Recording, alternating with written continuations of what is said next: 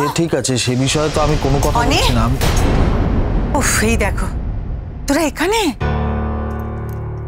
সবাই কিন্তু তোদের খোঁজ করছে জানিস, খুব তাড়া দিচ্ছে। তোরা তো বরের সঙ্গে যাবি ও বাড়িতে, কি এখনো তৈরি হচ্ছিস কেন তোরা? আরে মেয়ের বাড়িতে কিছু অপছন্দ হচ্ছে নাকি তোদের? না না, কি বলছো মেজো মামি? মেয়ের বাড়িতে আমাদের কি অপছন্দ হবে? তাহলে তোরা এখনো রেডি হসনি কেন? কেন তৈরি হসনি? কেনই বা মুখ বার করে আছিস কেন বল দেখি? মা, আমার খুব টায়ার্ড লাগছে, আমি বললাম তো। সবাইকে জানিয়ে দাও আমি বরযাত্রী যাচ্ছি না।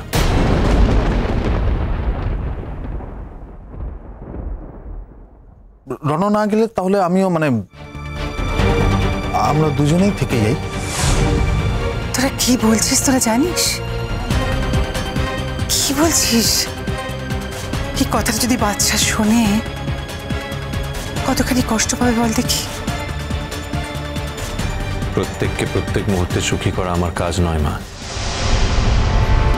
বাচ্চার বিয়ে হয়ে গেলে আমরা কিন্তু এবার রণর বিয়ের জন্য পাকাপাকি ভাবে মেয়ে দেখতে যাবো। হ্যাঁ মেজো মামি, আমি তোমাকে যেটা বলছি, আমি কোনো কথা শুনতে চাই না, কিচ্ছু শুনবো না আমি। অনেক তুই আমায় বলেছিলি যে মেয়েটা দেখতে কেমন, মেয়েটা কি করে না করে সবকিছু তুই আমায় বলবি।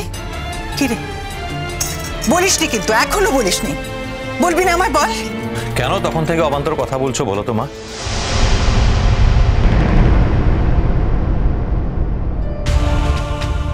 অবান্তর? কোনটা অবান্তর? তোর বিয়ের কথা? এই প্রসঙ্গটা বাড়িতে কখনো তোলো না মা। কিন্তু তুই তো মাত্র কালকেই আমাকে বললি তোর বিয়ের ব্যাপারে। কাল আর আজকের মধ্যে অনেক পার্থক্য আছে মা। কাল যদি বলেছিলাম, আজ আমি নতুন করে বলছি যে আমি আর বিয়ে করব না। তাই প্লিজ আমার বিয়ের কথা আর বাড়িতে তোলো না। শোনো,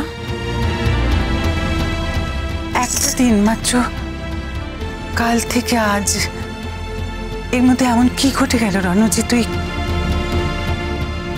কিছু তো ঘটেইছে, সে তো আমারও নজর এড়ায়নি, সে কথাই তোকে বলছিলাম। তারপর আবার অতক্ষণ ধরে দুজনে আলাদা ঘরে কথা বলবে এই মেয়ের সঙ্গে। ছোটদা ভাইয়ের কিছু ছিল নাকি? হ্যাঁ, কেলোর কীর্তি। বল না আমাকে, খুলে বল। কি ব্যাপার মিঠু, তুমি কিছু বলবে?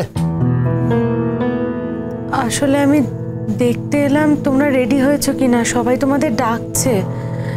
জেঠু আমাকে বললো যে একবার দেখে আসতে তোমরা রেডি হলে কিনা। জেঠু তো সবেতেই বড় তাড়াহুড়ো করে, তোমরা তো জানো। বাবাকে বলে দাও অনিদা যাবে, আমি বরযাত্রী যাব না।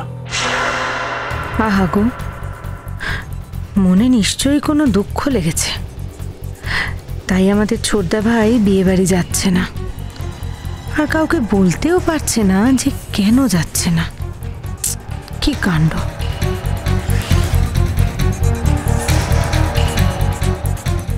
দাদার বউকে নিজের বউ করবে বলে ঠিক করেছিল নাকি? বড় অসহায় লাগছে রে, বড্ড অসহায় লাগছে। কি যে করি কিচ্ছু বুঝতে পারছি না। আমি আমার সামনেটা কিচ্ছু বুঝতে পারছি না, কিচ্ছু দেখতে পাচ্ছি না।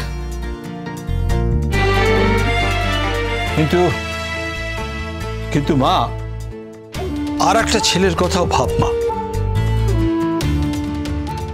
সেও কিন্তু মানসিকভাবে এই বিয়েটা করবে বলে তৈরি হয়ে বসে আছে। হয়তো আরেকটু বাদে সে বেরিয়ে পড়বে।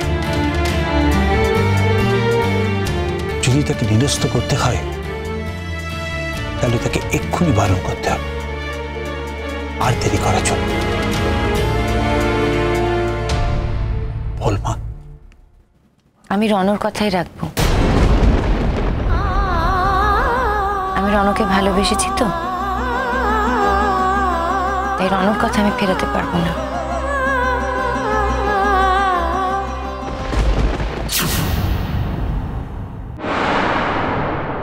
এই যে মানিক জোর, তোমরা এখানে আমার বিয়ে বলে আমাকে এক ঘরে করে দুজনে আড্ডা মারছো এখানে। ওইদিকে মেজো মামা তারা দিয়ে মাথা খারাপ করে দিচ্ছে আমার। কেন রেডি হয়নি এখনো আমি? আর দুজনে বসে বসে আড্ডা মারছো। ভেরি গুড, হ্যাঁ ভেরি গুড। না ওটা না, আসলে খুব সকাল সকাল ঘুম থেকে উঠেছি তো, শরীরটা কিরকম মাঝ করছে, ভালো লাগছে না। আচ্ছা কি ব্যাপার, কি তুই রেডি হবি না? দাদা ভাই, কি হলো? কি হয়েছে? বলছিলাম আমার না শরীরটা একটু টায়ার্ড লাগছে, তো ঘুম পাচ্ছে খুব। মানে মানে আমি ঠিক ধরতে পারছি না কথাটা কোন দিকে যাচ্ছে। মানে বলছিলাম আমি যদি আজ বরযাত্রী না যাই।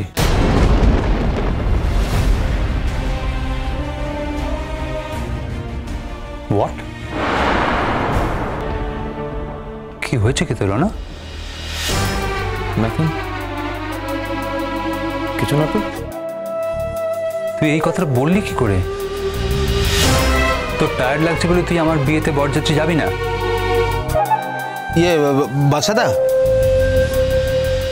না গো, ও কিন্তু সকাল থেকেই বলছিল যে ওর শরীরটা ভালো না। ও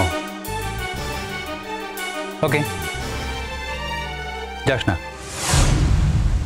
আমি তোকে জোর করবো না। জানিস শোনো, আমি যে প্রফেশনে আছি আমাদের যে কোনো সময় যে কোনো কিছু করতে পারে। তো আমি ভাবতাম আমার জীবনে অবাক হওয়ার মতো কিছু নেই, আর কিন্তু এখন দেখছি না, আমার জীবনে অবাক হওয়ার মতো এখন আরো অনেক কিছু বাকি আছে। আমার বিয়েতে তোর বরযাত্রী না যাওয়াটা সেরকমই একটা ঘটনা।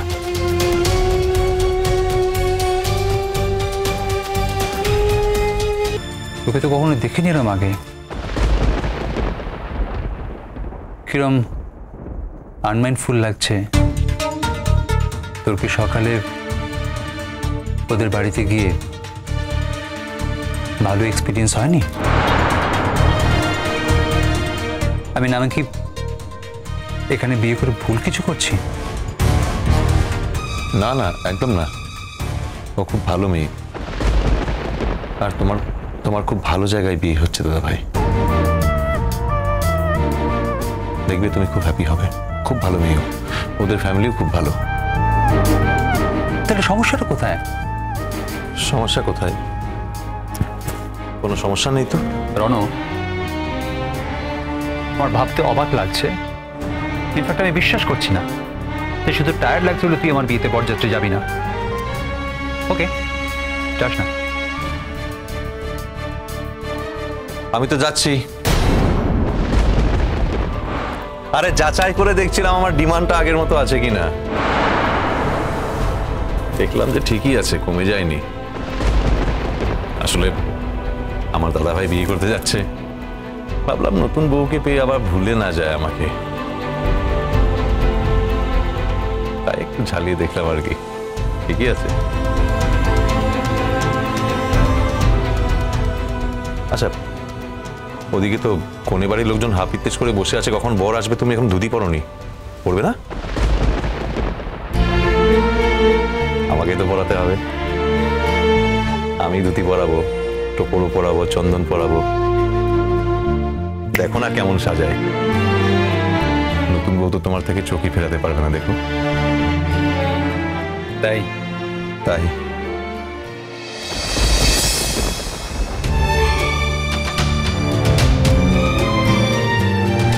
ভালো থেকো দাদা ভাই, সুখী হোক।